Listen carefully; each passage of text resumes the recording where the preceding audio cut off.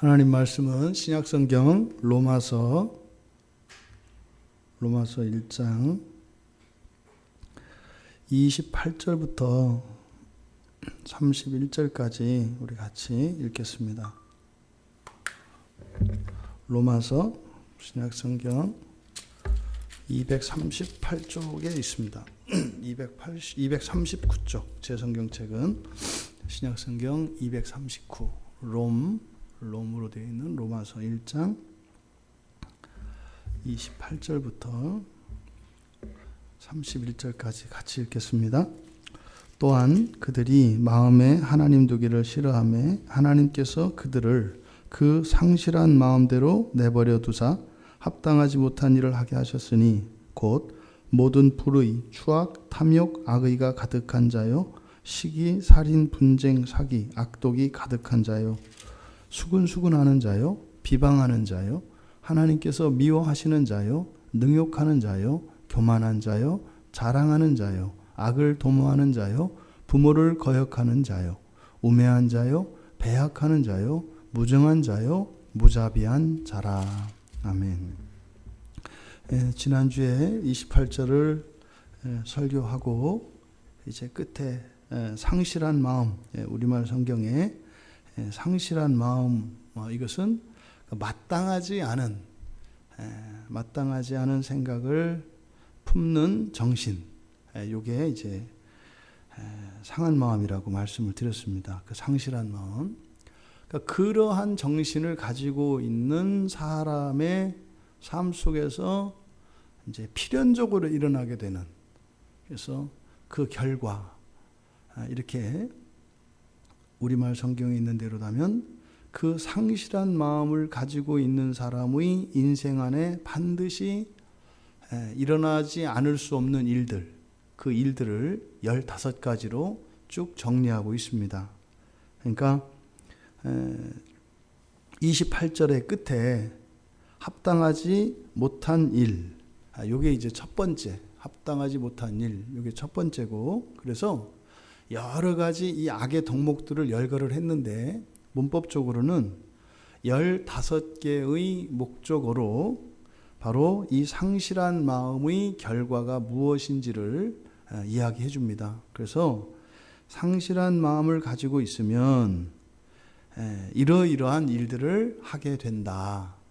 그렇게 된 일이 사실은 상실한 마음 때문이다. 이렇게 얘기를 하는 거예요. 그러면서 15가지의 목적어를 사용을 하는데 실제로는 그 안에는 그 많은 이런 죄악들을 열거하고 있습니다. 그래서 우선은 우리가 본문을 따라서 15개의 그 목적어, 그러니까 상실한 마음을 가지고 있게 되면 행할 수밖에 없는 일들이 무엇인지 그것을 우리가 살펴봄으로써 이러한 일들은 우리가 의지적으로 하지 말아야지 이렇게 해서 되는 것이 아니라 바로 정신을 바꾸어야 된다라고 하는 이 사도 바울의 이 말씀의 교훈이 우리 모두에게 유익이 되기를 바랍니다. 지난주에 이어서 바로 앞에 28절에 이어서 28절의 마지막 부분, 상실한 마음대로 내버려 두사 합당하지 못한 일, 그래서 합당한 일, 이것이 무엇인지 지난주에 말씀을 드렸습니다. 그러니까 합당하다라고 하는 것은 원래 계획했던 어떤 목적이나 목표가 달성이 된 상태, 이게 합당하다 그랬어요. 그러니까 이제 사업하는 사람이 새로운 어떤 사업 계획을 세웠단 말이죠. 그래서 이렇게 해서 이런 결과가 나오게 하기 위해서 어떤 계획들을 이렇게 세우지 않습니까? 그래서 그게 그 결과에 딱 이루어진, 그래서 목표한 바를 딱 이룬, 이게 합당한이라고 하는 말이다. 그런데 그 합당하지 못한 일을 하게 했다 그랬으니까 합당한 일이 무엇인지를 알면 합당한 일을 제외한 나머지는 다 합당하지 못한 일이 되는 거죠. 그래서 사도 바울이 지금 여기서 합당하지 못한 일을 했다. 너희들이 그렇게 했다. 이렇게 얘기하는 거예요. 근데 이거는 두 가지 의미가 있습니다. 그러니까 성경적으로 합당하지 못한 것과 또 이때 당시의 사람도 그 시대를 사는 사람들이니까 사람들이 보기에도 합당하지 못한 일이 있습니다. 그러니까 성경에 하나님이 보시기에 합당하지 못한 게 있고 사람이 보기에 합당하지 못한 게 있다 이 말이에요. 예를 들어서 교인이라 하더라도, 그러니까 예수를 믿는 사람이라 하더라도 예수를 믿지 않는 사람들 앞에서 부끄러운 일들이 있을까요, 없을까요? 있단 말이에요.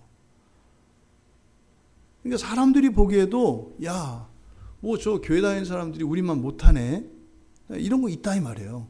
이게 지금 합당하지 못한 일이다. 또 하나는 성경에서 이제 신앙 안에서 합당하지 못한 일, 이 두 가지 의미를 지금 사도 바울은 이야기하고 있다. 그러니까 여기서는 우리가 1차적으로 사도 바울이 하는 것은 로마 교회 교인들이, 다시 말해서 기독교인이 아닌 사람들이 보았을 때에도 별 볼 일 없는 사람들인 것처럼 보여지는 일들을 행하고 있었다는 거예요. 그러니까 예수를 믿는다 그래봐야 별거 아니네, 오히려 우리만도 못하네. 사실 예수님께서 마태복음 5장 20절에서 제자들에게 말씀을 하셔요. 너희들의 의로움이 서기관들이나 이런 바리새인들보다 더 낫지 않으면, 더 훌륭하지 않으면 결단코 천국에 들어갈 수 없다, 이렇게 얘기를 해요. 근데 이것을 잘못 적용을 해서 도덕적으로 더 옳은 삶, 그들보다 모든 면에서 능가해야 된다, 이렇게 받아들이면 안 돼요. 여기서 서기관과 바리새인들의 의라고 하는 것은 율법으로 말미암는 의를 말해요. 행위로 말미암는 의를 말해요. 그러니까 율법을 지켜서 그들의 행위로 천국에 갈 수 있다고 생각하는 그들의 율법적인 의, 그것으로는 들어갈 수 없다는 거예요. 그것을 능가하는 의가 있어야 한다는 거예요. 그 의가 무슨 의예요? 예수 그리스도를 믿음으로 예수 그리스도께서 주시는 의지요. 그것이 그들보다 더 나은 의입니다. 근데 그것은 단지 그러면 예수를 믿으면 되네, 뭐 아무리 성경 말씀대로 살고 성경을 뭐 이렇게 잘 알아도 뭐 소용없네, 그럼 나는 그걸 몰라도 되네, 예수만 믿으면 되네, 이렇게 가서는 안 되는 거죠. 이제 그런 일들이 사실은 초대교회부터 계속 있었습니다. 오늘날도 마찬가지예요. 오늘날도 예수를 믿는다는 이 자기 확신 하나로 성경의 사람이 되지 못한 채 성경에 반하는 삶을 살아가면서도 마치 나는 구원받은 백성인 것처럼 착각하는 일들이 있어요. 근데 이거는 어제 오늘 일의 일이 아니라 계속 일어났던 일입니다. 그러니까 지금 로마 교회에서도 그런 일이 일어났던 거죠. 그렇다면 이 합당하다라고 하는 이 말의 성경적인 의미를 뭘까? 그러니까 이 합당하다고 하는 것은 목적, 목표와 관련되어 있다 그랬어요.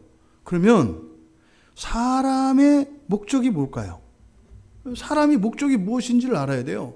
그러니까 하나님이 사람을 맨 처음 창조하실 때 사람을 어떤 목적으로 지으셨는가 하는 것을 우리가 알아야 한다 이 말이죠. 보통 그것을 우리가 하나님의 영광이라고 그래요. 너희가 나의 영광을 위하여 지음받은 존재라고 이야기를 해요. 근데 그게 사실은 애매하거든요. 하나님의 영광을 위하여 지음받았던 게 뭐냐? 그게 맨 처음 창조 사건으로 가보면 나오죠.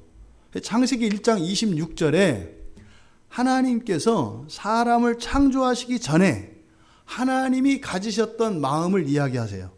그러니까 사람을 창조한 목적. 그래서 창세기 맨 앞에 한번 가보세요. 창세기 1장 26절에 하나님이 사람을 어떤 목적을 가지고 창조하셨는지 그 하나님의 말씀을 통해서 우리에게 가르쳐 주셨어요. 26절 1장 창세기 1장 26절 우리 같이 읽겠습니다. 하나님이 이르시되 우리의 형상을 따라 우리의 모양대로 우리가 사람을 만들고 그들로 바다의 물고기와 하늘의 새와 가축과 온 땅과 땅에 기는 모든 것을 다스리게 하자 하시고, 요거는 창조하기 이전에 있었던 일이에요. 그렇죠?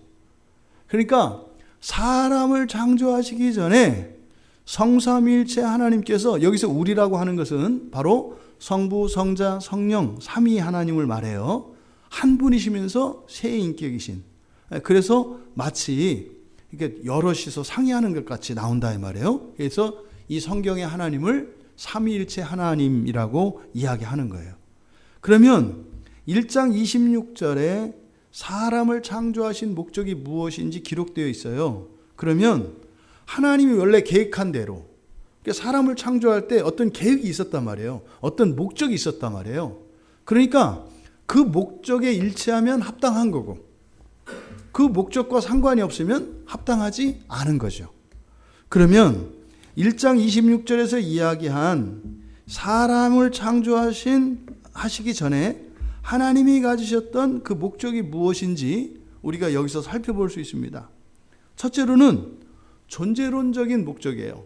존재론적인. 이게 존재론적인 존재적인 합당함이라고 하겠죠. 사람이라고 하는 존재는 어떤 존재예요? 우리의 형상을 따라 우리의 모양대로 우리가 사람을 만들고, 사람이라고 하는 존재가 어떤 존재인지를 가르쳐주는 말이에요. 사람은 하나님의 형상을 따라서 하나님의 모양대로 하나님이 만드셨대요. 그러니까 사람이라고 하는 존재는 매우 독특하고 아주 독보적인 존재예요. 모든 피조물들 가운데에서. 그러니까 하나님의 형상, 그러니까 하나님이에요. 하나님 그 자체. 그 하나님 자체, 그 형상을 본떠서 닮게 만들었다 이런 뜻이에요. 그러니까 사람이 하나님은 아니에요. 하나님은 아닌데 하나님을 닮게 만들어진 존재예요. 그러니까 굉장한 존재라고요. 사람이라고 하는 존재는 하나님을 본떠서 하나님을 닮은 존재가 사람이에요. 그러니까 사람이 하나님 자체는 아니에요. 그죠? 근데 사람은 하나님을 닮았어요. 그러면 사람이라고 하는 존재는 어떤 존재예요? 하나님을 닮아가는 존재라고요. 사람이라는 존재는 끊임없이 하나님을 닮아가는 거예요. 하나님이 될 수는 없어요. 하지만 계속 끊임없이 하나님을 닮아가는 것이 존재론적인 합당함이에요. 그래서 사람은 날마다 더욱 하나님을 닮아가야 합니다. 이게 합당한 거예요. 우리가 하루를 살고 났을 때 하나님을 더욱 닮아가는 것, 이것이 존재론적인 합당함이다 이 말이에요. 그러니까 사람이라고 하는 것은요 굉장히 그러니까 어려워요. 사람은 또 다른 동물이나 이런 식물들처럼 하나님께 지음을 받은 피조물이에요. 그러면 피조물은 피조물로서의 피조물다움이 있겠죠. 사람은 사람다움이 있다고요. 그러니까 사람이 사람답지 않으면서 무조건 하나님만 닮아가는 거 아니다 이 말이에요.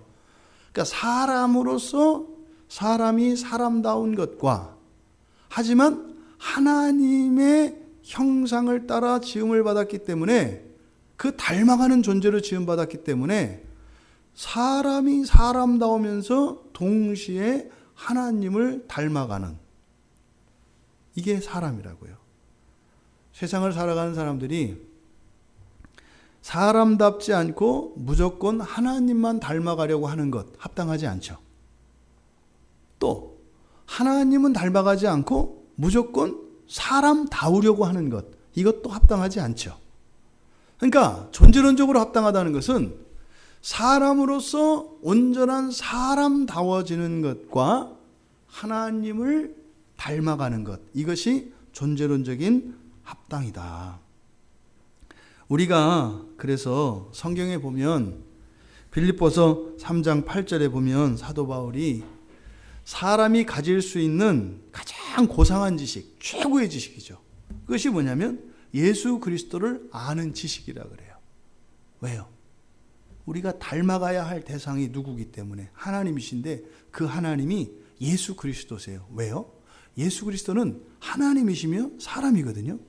그러니까 우리가 예수 그리스도를 닮아가면 가장 사람답고 가장 하나님을 닮아가는 일이 돼요. 그러니까 사람이 사람다워지는 것과 사람이 하나님을 닮아가는 일은 서로 다른 일이라고요.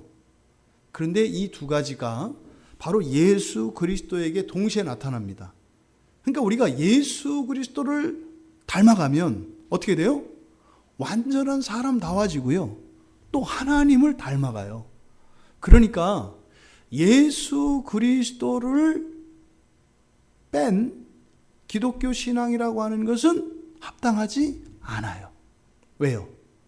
예수 그리스도를 제외한다면, 만약에 예수 그리스도에 대한 온전한 지식을 가지고 있지 않다면 한쪽으로 치우치게 되어 있기 때문입니다.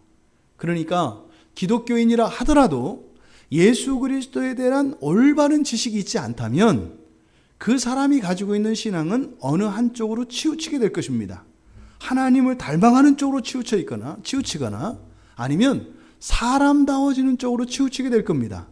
그러면 하나님을 닮아가는 쪽으로 치우치게 되면요, 탈속적인 신앙이 되고요, 신비적인 신앙이 되고요, 관념적이고 형이상학적인 신앙으로 가버리게 됩니다.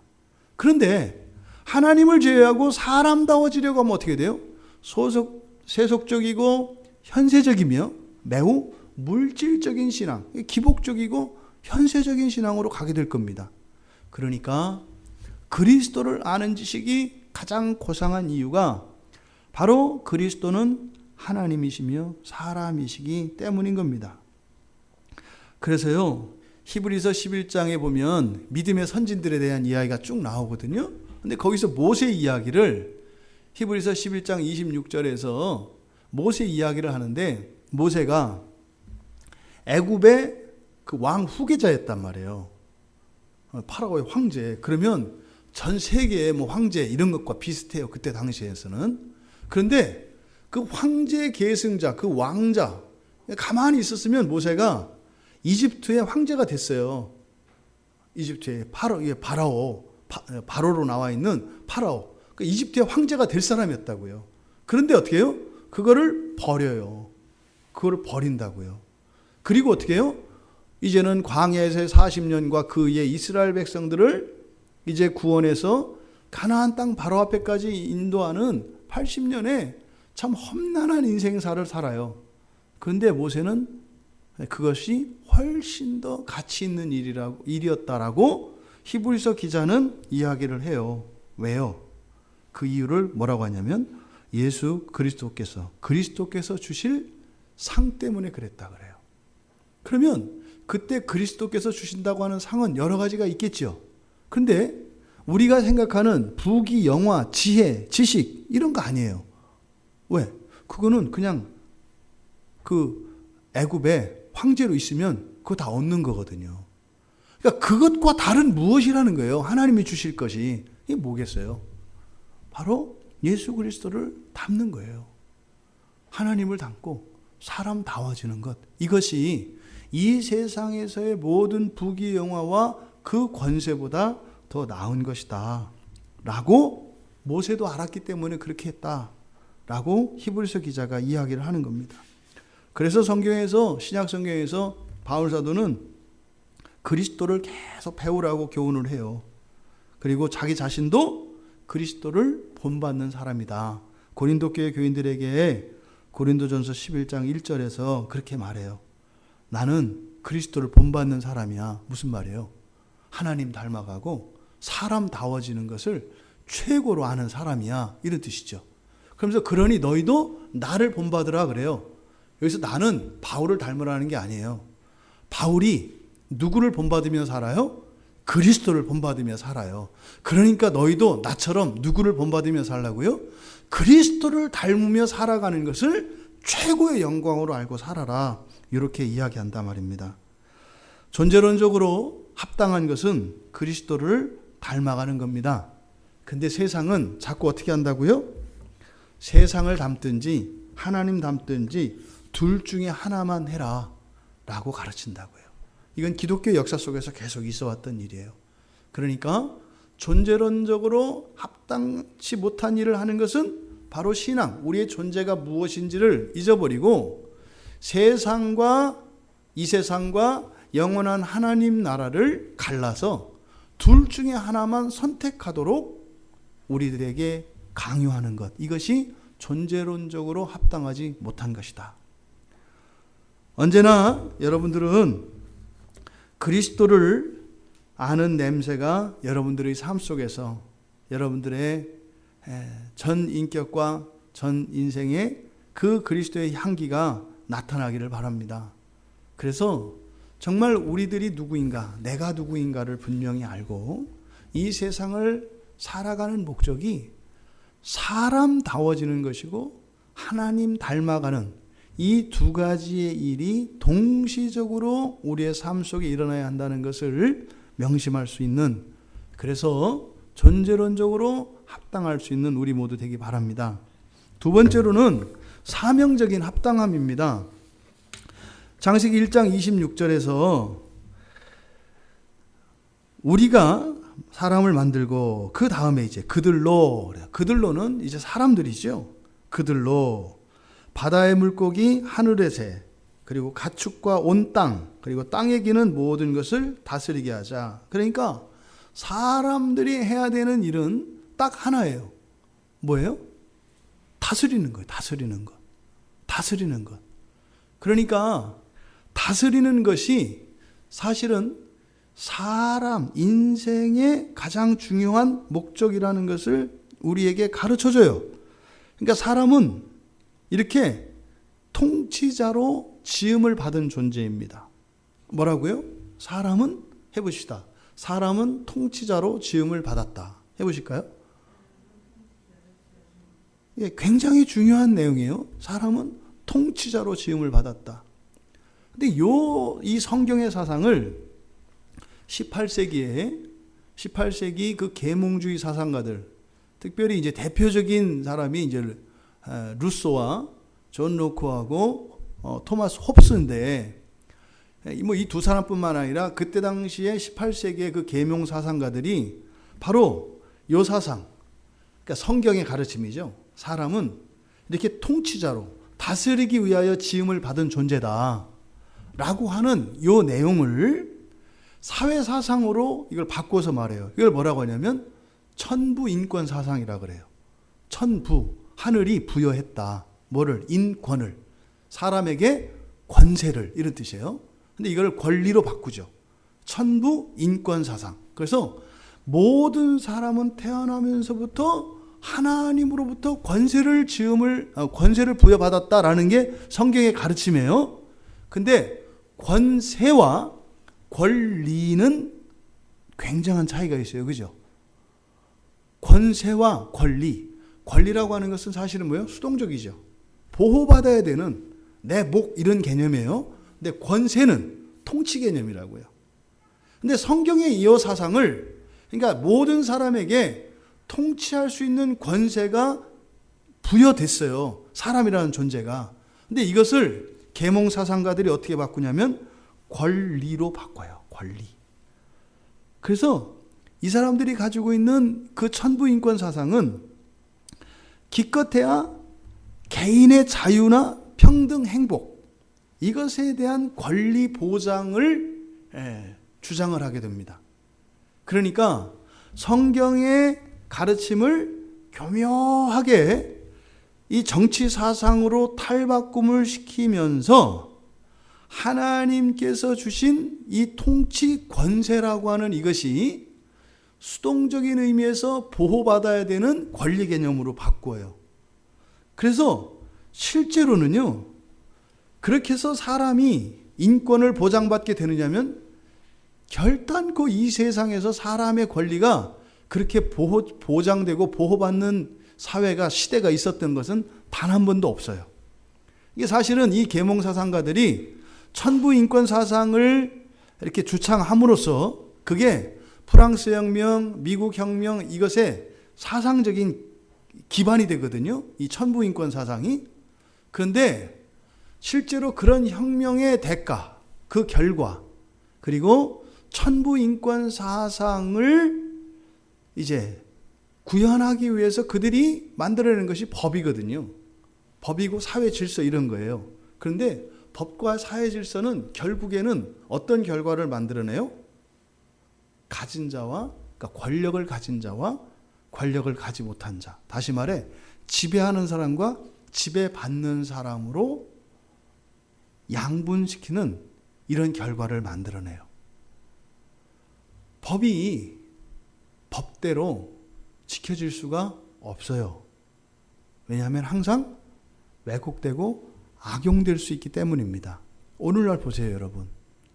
뭐 그 전에 지존파 사건 해가지고 옛날에 유전 무죄, 돈이 있으면 죄가 없고, 무전 유죄.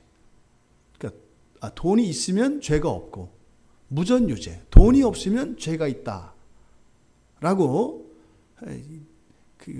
너무 옳은 말을 너무 옳지 않은 사람들이 해서 어쨌든 그 말이 회자가 됐는데 실제로 그렇죠. 오늘날도 똑같은 잘못을 해도 어떤 변호사를 고용하느냐에 따라서 죄가 경감될 수도 있고 심지어는 무죄가 될 수도 있고 심지어는 아주 지나칠 정도로 큰 벌을 받을 수 있는 이런 일들이 일어나죠. 그러니까 인권을 사람들이 많이 외치는데 실제로 이런 인권이라고 하는 이것은 권세를 의미하는 것이지 단지 수동적으로 누구의 권리를 보장하고 보장받아야 되는 이런 수동적인 개념은 아니다. 그래서 사람의 창조의 목적은 그냥 이렇게 이 세상을 다른 사람한테 권리를 침해당하지 않고 자기의 자유를 누리면서 살아가는 이게 사람이 아니에요. 사람은 사실은 성경에서 말하는 사람은 공적인 사명을 가진 존재입니다. 이게 나 하나 위해서 사는 존재가 아니라 뭐예요? 창조세계 이 피조물 여기서 보세요. 지금 다스리는 영역이 어디예요? 하늘. 그러니까 다스리는 대상이 하늘에 있는 새, 바다에 있는 물고기, 땅에 있는 기는 것들, 동물들, 동식물들 다예요. 그리고 땅 자체예요. 그러니까 하늘과 땅과 바다라고 하는 세 영역 가운데 땅 전체가 사람의 통치 대상이에요. 하늘에 속한, 바다에 속한 이런 동물들, 생물들도 사람의 통치 대상이고, 근데 영역으로는 땅 전체가 사람의 통치 대상이라고요. 그런 존재가 사람이에요. 그런데 그런 통치와 상관없이 그냥 이렇게 권리를 보장만 받으면 되는 이러한 인간으로 사실은 계몽사상은 오히려 실추시킨 거죠. 그러니까 왕자를 말하자면 그냥 양반으로 이렇게 신분을 강등시킨 거다 이 말이에요. 그러니까 일견 생각하기에는 천부인권 사상이 되게 인간을 인간답게 하는 것처럼 생각하지만 성경의 가르침에 비하면 어떻게 돼요? 이거는 왕통을 이어받아야 할 왕자들을 어떻게 해요? 평민으로 만들어버리는 그 사상이 계몽사상이다 이 말입니다. 그러니까요, 우리가 이 사명적인 합당함이라고 하는 것은 우리가 살아가는 인생이 그냥 뭐예요? 나의 행복을 위해서, 먹고 살기 위해서, 안전을 위해서 살아가는 이런 것이 합당하지 않은 거죠. 사람의 인생의 목적은 그런 게 아니다 이 말이에요. 뭐예요? 통치자로서의 삶을 살아가는 것이 합당한 것이다. 성경은 이렇게 피상적인 그런 구호를 이야기하지 않습니다. 그래서 성경에서 이야기하는 인권이라고 하는 것은 권리가 아니라 권세라고요, 권세. 그런데 그 권세가 무엇일까요? 사실은 사랑입니다, 사랑. 사랑과 사람 사이는 그래서 다스리고 다스림을 받는 이런 관계가 될 수 없습니다. 절대로 그렇게 될 수가 없어요. 이게 사람이라고 하는 존재는 모든 사람은 어떤 존재로 지음받았기 때문에요? 다스리는 자, 통치자로 지음을 받았기 때문에 누군가에 의해서 다스림을 받을 수는 없는 존재다 이 말이에요. 사람이 다스림을 받는 것은 오직 하나님 한 분입니다. 하나님만 사람을 다스릴 수 있어요. 그러면요, 사람은 사람을 다스릴 수 없어요. 그러면 사람과 사람은 어떤 관계라고요? 사랑의 관계라고요. 사랑의 관계. 그러니까 예수님께서 주신 명령이 뭐예요? 이웃사랑, 사람 사랑이라고요. 사람은 누가 지배하고 지배를 당하는 게 아니다 이 말이죠. 그런데요, 계몽사상가들이 이야기했던 천부인권 사상은 어떻게 해요? 이렇게 사람의 권리를 보장받기 위해서는 어떻게 해요? 질서를 세워야 된다는 거예요. 그러면서 어떻게 해요? 주인과 뭐 예를 들어서 기업으로 말하면 고용주가 있고 고용인이 있잖아요. 이렇게 위계 질서를 세운다 이 말이에요. 그래서 사람이 사람을 다스리고 다스림을 받도록 세상의 질서를 만든다고요. 그러니까 이거는 성경이 말하는 질서가 아니에요. 교회도 마찬가지입니다. 교회는 누가 누구를 다스리는 거 아니죠. 우리는 서로 어떻게 해요? 서로 사랑하며 서로 힘을 합해서 하나님의 통치 아래, 예수 그리스도의 통치 아래 살아가는 겁니다. 그런데 우리들 안에 들어와 있는 이 계몽 사상은 하나님의 통치 아래 있는 것을 하나님 아래에 사람들을 계급화해서 사람이 사람을 다스리고 다스림을 받도록 이런 인위적인 질서를 세워놓는다고요. 그게 바로 중세 교회 타락의 시작이잖아요. 교황이 있고 추기경, 주교 이런 이 서열을 먹인단 말이죠. 그러니까 이 자체가 이게 이제 왜곡된 거죠. 그러니까 계몽 사상가들이 18세기에 이야기했던 천부 인권, 다시 말해 권세를 권리로 바꾼 것은 그들의 독창적인 사상이 아니라 사실은 뭐예요? 1700년 동안 인류 역사 속에서 끊임없이 사람의 이 존재의 합당함을 버리게 하는 그러한 역사적인 교훈들로부터 정리한 것에 불과한 거예요. 사실은 계몽사상가들이 했던 그 잘못된 일이 바로 교회에서 서열화하는 그때부터 이미 AD 4세기 313년 이후로 이런 계속 계급화하는 일들이 일어났다 이 말이에요. 그러니까 계급화하는 이 속에서 이 18세기에 와서는 사람들이 어떻게 한 거예요? 지배하고 지배받는 여기에서 권리를 보장해 주라는 거예요. 이 지배체제를 없애라는 게 아니라 권리를 보장해 주라는 거예요. 그러니까 이게 왜곡된 거죠. 그러니까 그 결과가 그 계몽주의 사상가들이 이야기했던 이것은 성경에서 사도 바울이 이야기했던 합당하지 못한, 즉 사명적으로 합당하지 못한 일들을 계속해온 결과에 대한 사상적인 결론이 천부인권 사상이라는 거죠. 그러니까 그것은 천부인권 사상은 정면으로 성경에 반하는 거예요. 그러면 그것을 오늘날 적용해 볼까요? 인권이라고 할 때 그때 권리를 우리가 주장한다면 그것은요, 합당하지 못한 일입니다. 우리는 이렇게 권리를 보호받아야 되는 이런 존재가 아니라 어떻게 해요? 다스려야 되는 존재라고 하는 것을 우리가 기억해야 합니다. 세상은 이렇게 끊임없이 존재론적으로 사명적으로 우리들을 합당한 자리에서 벗어나게 합니다. 그러니까 여기에서 파생되어지는 일들이라는 것은 뭐 이렇게 손으로 꼽을 수 없을 정도로 많죠.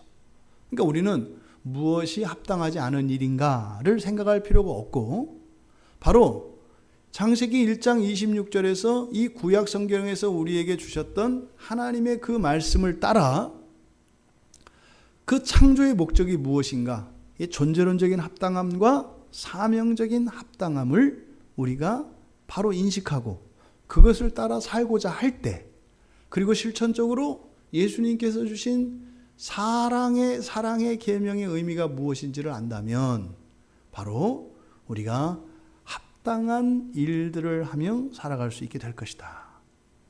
그렇다면 신약에 들어와서는 항상 성경엔 구약의 첫 창조, 신약의 재창조 또는 새 창조라고도 하는, 그러니까 새 창조하면은 어감이 좀 다르기 때문에 첫 번째 창조, 두 번째 창조 이렇게 하는 게 맞아요.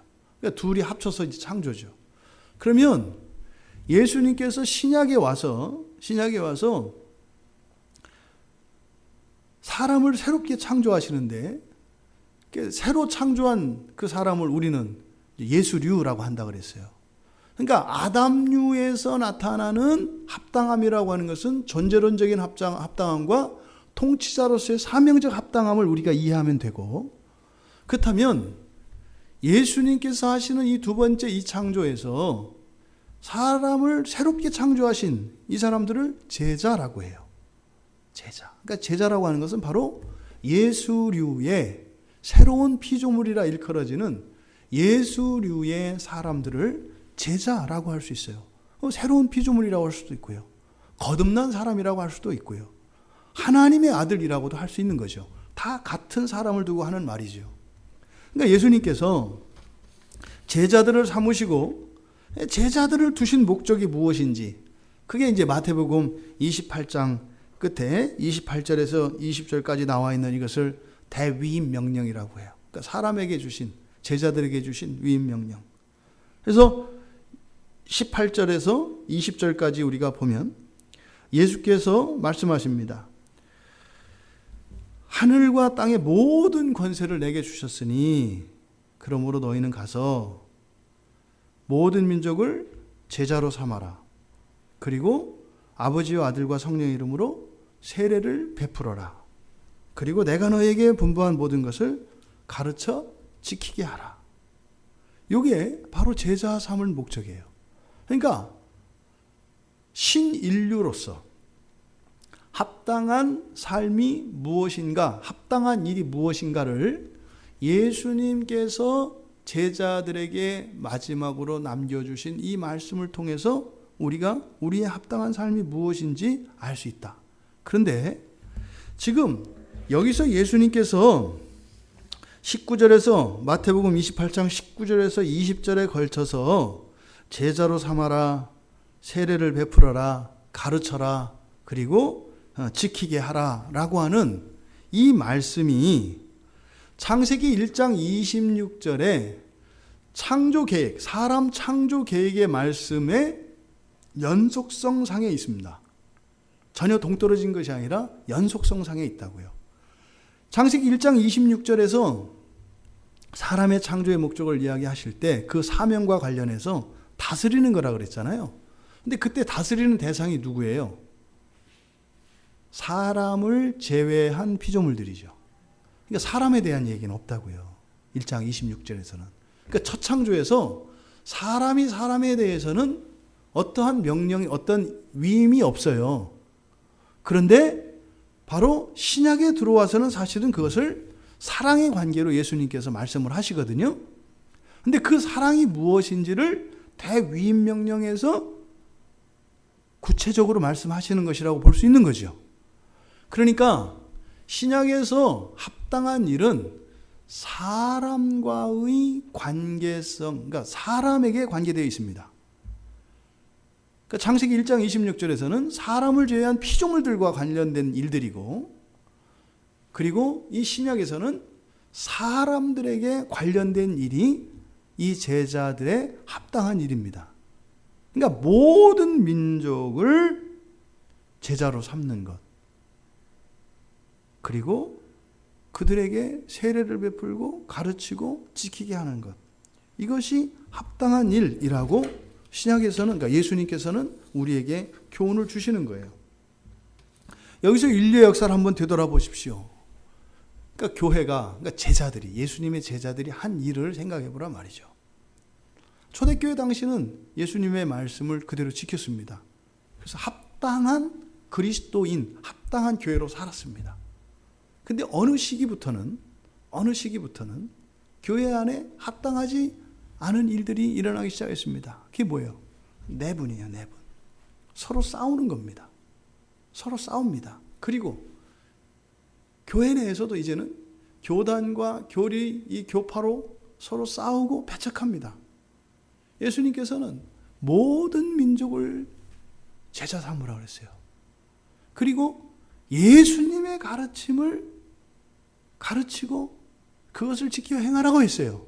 그런데요, 예수님의 가르침 대신 사람들의 이런 교리와 사람들의 강령들을 가르치기 시작했고, 그것들을 따라 살도록 했습니다. 합당치 못한 일들을 한 것이죠.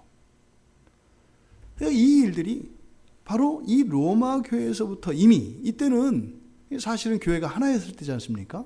이때부터 이미 그런 일들이 일어나고 있었다는 겁니다. 지금 여기서 합당한 일, 바로 상실한 마음을 가지고 있는 사람들이 피할 수 없는 그런 결과. 다시 말해서 우리가 뭐예요? 그리스도인으로서 제정신을 잃어버리면 이렇게 된다는 거예요. 만약에 오늘날 교회가 이렇다면 우리가 뭐 한 거예요? 제정신을 잃어버린 거예요. 이런 행위를 통해서 알 수 있는 거죠. 그러면요, 지금의 정신, 이 정신을 따라 살면 안 되는 거예요. 그 정신을 가지고 살면서 합당하지 않은 일을 그만두고 합당한 일을 하려고 할 때 그것은 도저히 불가능합니다. 그 일을 바꾸는 것이 아니라 이 합당하지 못한 일들은 잘못된 정신을 가지고 있음으로써 자연스럽게 귀결되어지는 사건들이기 때문에 나무에 달려있는 그 열매를 따낼 것이 아니라 나무의 뿌리를 뽑아내야 되는 것이죠. 다른 나무를 심어야 되는 거죠. 그게 뭐예요? 우리들의 생각, 우리들의 사상, 우리들의 정신입니다. 그러니까 성경은 끊임없이 이 세상의 정신을 버리고 바로 성경에서 주시는 하늘나라의 정신을 가지라고 이야기를 합니다. 그러지 않으면 우리는 이렇게 아무리 우리가 애를 쓰고 기도하고 의지적으로 마음을 굳고 굳게 결심하고 해도 바꿔지지 않습니다. 우리의 정신이 바뀌지 않는 한 그렇게 되지 않는다는 겁니다. 이 합당하다라고 하는 이 말씀은 바로 구원받은 신자들이 구원받지 않은 사람들과는 완전히 차별화된 존재로서 그 창조의 목적을 회복하고 또 예수의 제자가 되어 진정한 창조의 목적을 따라 또 예수께서 제자로 삼으신 그 목적을 따라 살아가며 행하는 모든 일들을 합당한 일들이라고 이야기할 수 있을 것입니다. 만약에 우리가 정말 하나님의 이 창조의 목적을 알지 못하고 또 그것을 염두에 두지도 않고 또 내가 예수 그리스도의 제자라고 하는 이 제자도의 정신을 가지고 있지 않고 이 세상을 살아간다면 우리의 모든 것은 다 합당하지 못한 일이 될 것입니다. 꿈 같은 이야기고 굉장히 허황된 이야기 같습니다. 왜요? 우리를 자신을 돌아보면 내 한 몸도 제대로 건사 못하고 그 하나님 말씀 하나도 제대로 못 지켜서 퍽퍽 넘어져가는 우리 아닙니까? 근데 우리가 어떻게 이 세상을 무슨 다스려요? 다스리기는. 이 한 몸도 못 다스리는 내가 무슨 세상을 다스리겠냐고요. 또 무슨 제자를 삼아요. 내가 온전히 예수의 제자도 되지도 못했는데 무슨 낯으로 어떻게 내 양심을 속이며 무슨 제자를 삼겠어요. 내가 제자가 안 됐는데. 이것이 우리의 실존입니다. 근데 하나님이 우리를 모르실까요? 하나님 다 아신단 말이에요. 우리의 연약함, 부족함 다 안단 말이에요. 근데 그 사실은 그 일을 우리가 할 수 없는 일이죠. 우리는 합당하게 살 수 없어요. 그런데 예수님께서 우리에게 보증하시는 거예요. 내가 너희를 나의 제자로 삼았다는 거예요. 삼았다는 거예요. 우리가 이렇게 창조의 목적, 그 존재론적인 목적과 그 사명을 감당할 수 있는 온전한 예수의 사람으로 회복되어지는 일, 그리고 제자로서 우리의 인생을 살아가는 일, 이 일이 동시에 이루어진다는 거예요. 이 신비가, 이 진리가 우리에게 깨달아지기 바랍니다. 내가 온전하게 되어지는 것과 내가 그 목적을 따라 사는 삶이 동시에 일어난다는 거예요. 무엇이 먼저고 무엇이 나중이 아니라 우리들이 자꾸 착각하고 실수하는 게 그런 겁니다. 먼저 되고 나서 무엇을 해라. 그럴듯한 말이죠. 이것이 합당하지 못하게 하는 그 정신의 정체입니다. 되게 설득력이 있다 이 말이에요. 먼저 되고 해라. 심지어는 설교자들에게 그런 이야기들 하세요. 이제 우리 뭐 가르치시는 분들도 그런 얘기 하죠. 네가 하고 있는 대로 네가 한 것만을 설교하라. 이렇게 얘기를 해요. 그럴듯하지 않습니까? 그러면 둘 중에 하나가 됩니다. 좌절하고 목사를 그만두게 될 겁니다. 모든 사람들은. 아니면 뻔뻔한 거짓말쟁이가 되게 될 것입니다. 마치 내가 설교하는 것은 내가 모든 것을 다 하고 있는 것인 양 거짓말을 하든지, 아니면 도저히 내가 설교할 수 있는 것은 너무 제한되어 있어서 하나님의 말씀을 온전히 전할 수가 없어서 내가 이 설교자 이 강단에서 내려오는 것이 하나님께 유익이 되겠다라고 하는 결론에 다다르게 됩니다. 그런 일 없습니다. 우리가 노력해야죠. 설교자들의 입장에서는 먼저 하나님의 말씀을 따라 살고 말씀의 사람이 되기 위하여 더욱더 노력해야죠. 더 두렵고 떨리는 마음을 가지고 말씀을 대해야 하지요. 하지만 그것이 설교하는 이유는 아닙니다. 절대로 그것이 설교의 근거가 되지 않습니다. 설교할 수 있는 근거는 바로 이 합당하게 하시는 하나님의 놀라운 이 구원의 신비한 구원의 도에 있습니다.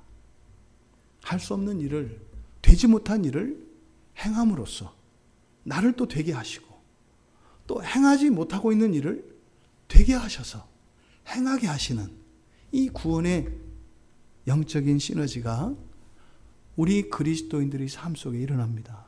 그래서요, 항상 하나님의 이름만 높아지는 거예요.